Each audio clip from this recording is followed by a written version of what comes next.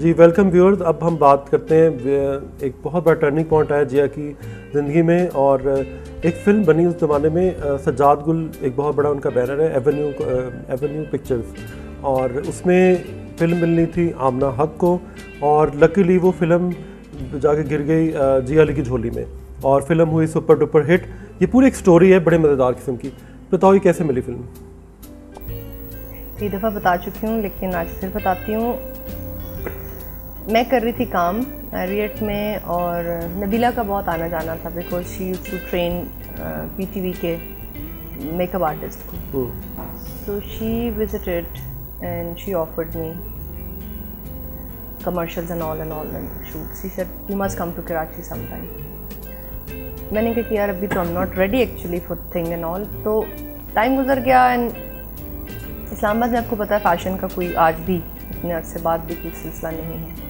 तो I remember एक NCA से बच्चा पड़ा हुआ फोटोग्राफी नया नया आया था इस्लामाबाद, तो उसके लिए ऐसी किसी छपना नहीं था, वो शूट कहीं नहीं आना जाना था, और मैंने शौक के लिए अपना उससे एक ऐसी शूट करवाया NCA के बच्चे की, एक और बच्चे की जो थी हैंड प्रिंटेड साड़ियाँ थी।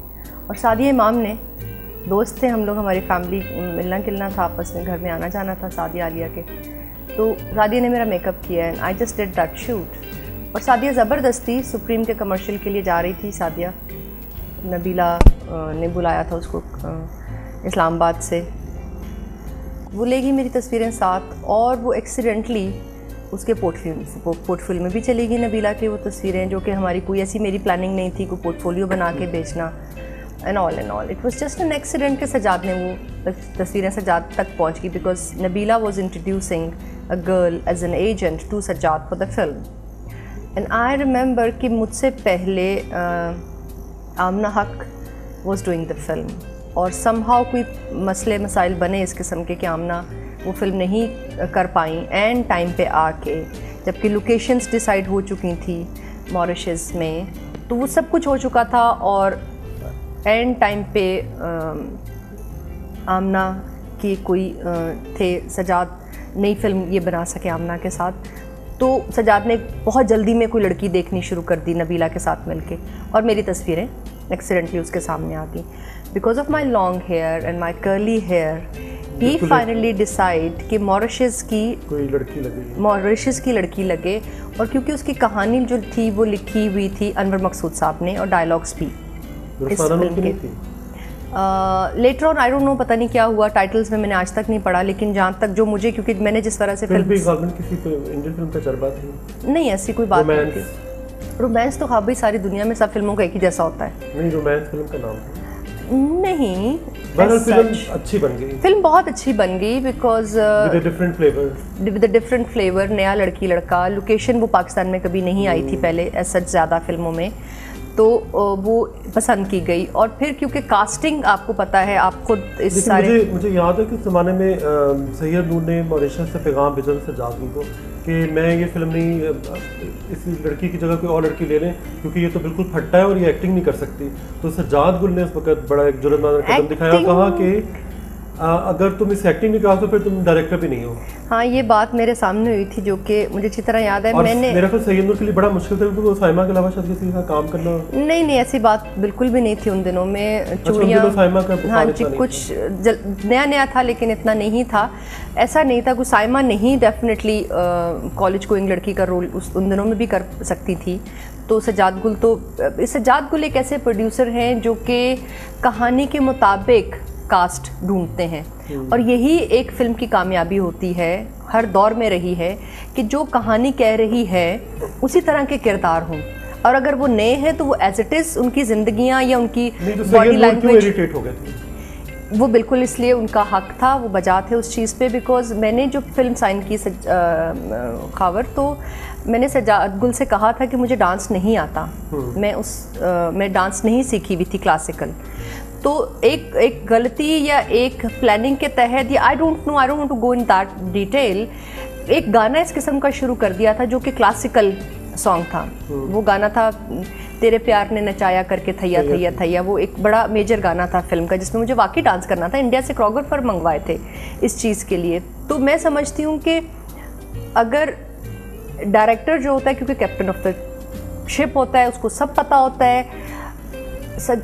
नूर साहब से थोड़ी सी एक हमारा टाइम ज़्यादा लगे क्योंकि नूर साहब ने पहले ही दिन सेट पे मुझसे गानों पे डांस करवाना शुरू कर दिया, और एक ऐसे गानों पे डांस करवाना शुरू कर दिया जिस पे क्लासिकल डांस करना था, प्रैक्टिस भी नहीं थी, जिस पे कोई प्रैक्टिस नहीं थी। और मैं प्रोड्यूसर को पहले कॉन्ट्रैक्ट में ही बता चुकी थी कि इस लड़के को फिल्मी बैकग्राउंड भी नहीं है। बिल्कुल, तो और वो रोल भी वैसे बाहर के मुल्कों में तो होता है ना, किसी को हीरोइन के तौर पे जब लॉन्च करते हैं तो पूरी तैयारी के साथ लेके आते हैं। बिल्कुल, और एक क्योंकि वो मैं उस फिल्म में पहले से डिसाइडेड नहीं थी, और बाद में लेटर ऑन वो इतनी फोर्सफुली मुझे उस फिल्म के लिए, मैं आपको अभी बताई मैंने बहुत दफ़ा ये स्टोरी कि जब मुझे सज्जाद साहब ने इस फिल्म के लिए मेरी तस्वीरें देख के डिसाइड किया, तो मैं जब सज्जाद साहब से पहली दफ़ा मिलने गई, और मैं नहीं करना चाह रही थी बेसिकली फिल्म, क्योंकि मुझे जो फिल्में पाकिस्तान में यूजुअली बन रही थी उन दिनों में सिवाय जीवा के, एंड आई रिमेंबर जीवा भी मुझे ऑफर की थी सैयद नूर साहब ने, और मैंने मॉडलिंग की नई परमिशन ली थी घर से, तो मैं डर गई कि नहीं अगर मैंने अभी मॉडलिंग की और अभी फ़ौरन फिल्म में चली जाऊँगी तो मेरा बाप तो बिल्कुल ही, जिसको मैं बहुत प्यार करती थी और जो कि मुझे, तो वो बहुत ही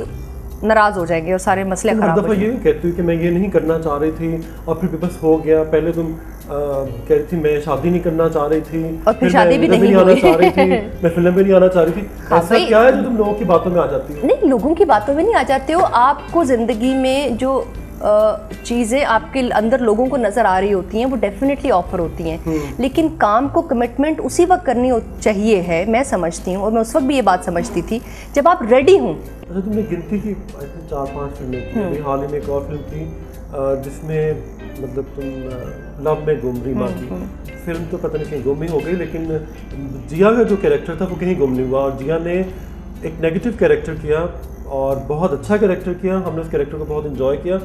जिया, इतनी अच्छी तुमने एक्टिंग की, आपकी तरफ से हाँ भाई, ये कॉम्प्लीमेंट्स आना जो है मेरे लिए, नहीं मैं ही नहीं बल्कि जितने वहाँ लोग बैठे थे सबने यही कहा रियली कि जी, हालांकि मेरा ख्याल है कि एक टाइम था जब तुम उस हीरो के साथ मोहम्मद राना जब हीरोइन आई थी, इसमें तुम उसकी कुछ सुतेली वालदा कैरेक्टर कर रही हो, मतलब एक यंग लड़की होती है जिसकी शादी एक बड़ी उम्र के आदमी से हो जाती है और उसका बेटा बहुत है, लेकिन तुमने थोड़े से रोल में अपने आप को दिखा दिया।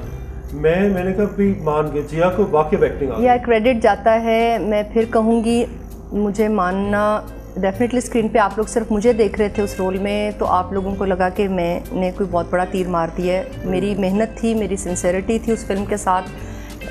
रीमा का बहुत बड़ा हाथ है मुझे पहले रोल में। रेशम थी, I don't know. I remember जब मेरे बहुत लंबे लंबे बाल थे तो मुझे रीमा जी की तरफ से कॉल आई। हमारे एक बहुत अच्छे दोस्त हैं रीमा जी के और मेरे, फारूक रॉ साहब, उन्होंने रेकमेंड किया था मुझे इस रोल के लिए। उन्होंने इस फिल्म में वो रोल लिखवाया था बेसिकली, तो रीमा को उन्होंने रेकमेंड किया। रीमा ने कहा कि आर यू श्योर, मैंने उसके साथ कभी काम नहीं किया पहले, सो इफ़ वो उन्होंने रिस्पॉन्सिबिलिटी, उन्होंने बहुत 100% तरीके से मेरी रिस्पॉन्सिबिलिटी ली और उन्होंने मुझे कॉल किया। मेरे इतने लंबे लंबे बाल थे तो रीमा ने मुझे ऑफ़र किया और मैं थोड़ी कंफ्यूज थी फिल्मों को लेके। मैंने 8-10 साल से फिल्में नहीं की थी। And then again a negative role is performing negative role is the most difficult thing. Comedy और एक्सेप्ट करना और फिर परफॉर्म करना, मतलब एक्सेप्ट करना हर चीज़ को हाँ भाई आसान है यू नो आपकी ज़िंदगी में, लेकिन उसको निभाना बहुत मुश्किल होता है। तो कॉमेडी रोल और मैं कहूँगी नेगेटिव रोल सबसे मुश्किल रोल होते हैं एक आर्टिस्ट के लिए। एक अगर नेगेटिव या और तुम फिर भी अपने आप को लड़की कहती हो। हाँ भाई, जब तक आपके बच्चे पैदा ना हों और वो 17 साल के आपके साथ ना खड़े हुए हों, बच्चे तो मेरे ही पैदा नहीं, तो मैं क्या लड़का हूँ? अभी मैं तो आपको लड़का ही समझती हूँ, बिकॉज आप जितने लड़कों को नहीं, हमारी जो हीरोइन है एक वुमेन एक लफ्ज होता है बड़ा स्ट्रॉन्ग, ठीक है? तो ये अपने आप को लड़की क्यों कहती है? अभी मैं ऐसी लड़की नहीं हूँ, मैं लड़की हूँ। मैं ऐसे इस कॉन्सेप्ट को बड़ा गलत समझती हूँ। Let me tell you, Asia में 30 साल के बाद औरत पे एक वो भरपूर कॉन्फिडेंस और जवानी की पीक पे वो होती है कि अगर उसको सही तरीके से वो यूटिलाइज़ करे, स्पेशली हमारी फील्ड में, तो वो हर औरत और मर्द अपनी जो इंजॉय करने वाली पीक होता है, specially actor all over the world, वो अपनी इस एज के बाद होता है। तो we have me, Reema, Meera, we are in a right age to enjoy and you know अपने आप अपना मनवाना अपने आप को।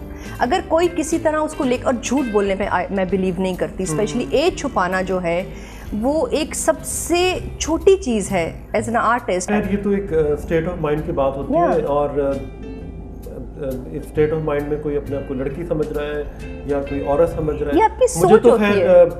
जब मैं 20 साल का था तब से लोग अंकल कहना शुरू हो गए थे, बाकी बातों की ब्रेक